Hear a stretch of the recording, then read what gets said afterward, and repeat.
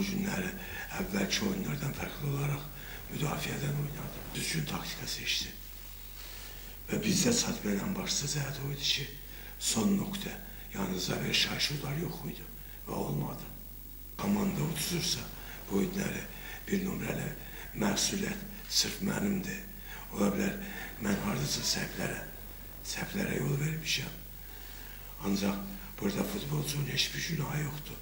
Optimal sastava buraxmışdım və mən bu uşaqlara inanıram. Vaxtilə siz müxbirlərin əfsanəyə çevirdiyi qız Rəşad Sayıqovu birdən-birə məhv eləmək istəmirəm. İmkan verirəm, sastava qoyuram və inanıram ki, o bu ehtimalı doğrulacaqdır. Yoxsa Həbib bir şey unutma, həyatda bir Allahdan qorxuram. Allahdan başqa mənim ikinci yer üzündə qorxduğum bəndə yoxdur. Hayır oğlum, bəs hədsiz top itkiləri yaradan, deyək ki, rəqibin hücumlarının qarşısını ala bilməyən, liderlik xüsusiyyətlərini daşımayan Rəşad Sadiqov niyə 90 dəqiqə oynayır? Cavid İmamverdiyev topla rahat davranan, hücumlar quran, aktiv olan Cavid İmamverdiyev daha tez əvəzlənir. Niyə? Cavid İmamverdiyev, böyük Cavid İmamverdiyevin sizə açıq deyim, siz yaratdığınız ulduzdan ancaq hələlik bir ad qalır. Və unutmayın, 100 dənə Rəşad Sadiqov ola, mən Rəşad Sadiqov adlı futbolcudan çəkinəcəyim yoxdur. Niyə? O məşqçi futbolcudan çəkinər ki, onun əlinin altında onun nəyəsə kələyi olar. Mən bu günləri nəinki Rəşad Sadiqovdan heç bir futbolcunun əlinin altında kələyim yoxdur, alnım açıqdır və bundan qürur duyuram. Demişəm, yenə deyirəm.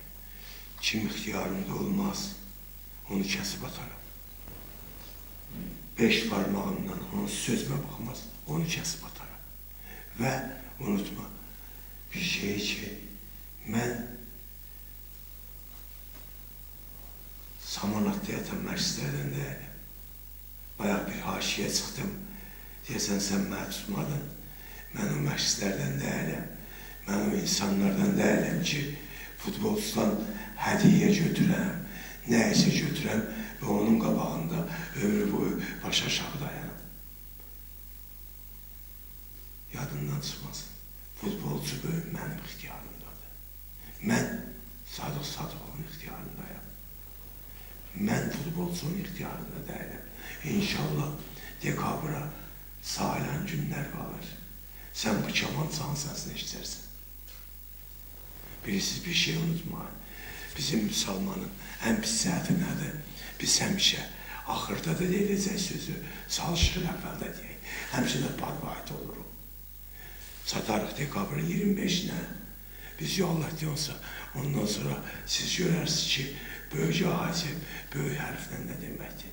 Həbbin arzuları, sənin arzuların, başqa yazarların arzuların mən yerdə qoymaram. Çünki siz böyükləri ən saf, ən pak insanlarsınız.